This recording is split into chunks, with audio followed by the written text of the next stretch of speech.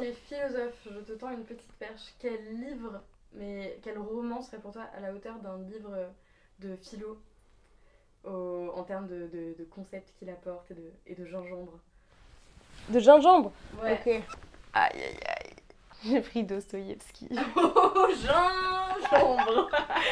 Non, mais le double, alors pour la petite histoire, oh là, mais il est gondolé. C'est un des premiers livres que j'ai lu. Enfin, j'ai genre lu L'étranger, L'insomniaque de Tara Benjeloun et Candide de Voltaire. Après, le double de Dostoïevski, c'est le premier gros livre que j'ai lu, tu vois, c'est un peu...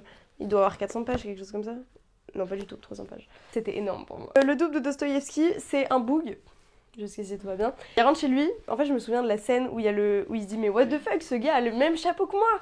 What the fuck, ce gars a le même manteau que moi. Pourquoi mon serviteur il lui parle comme si c'était moi? Et en fait il se rend compte que c'est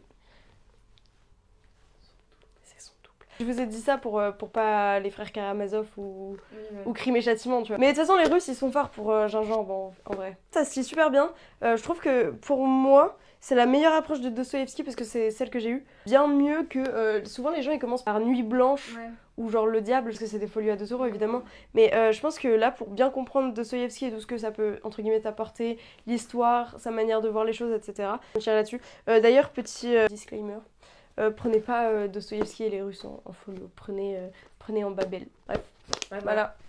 Merci. De rien.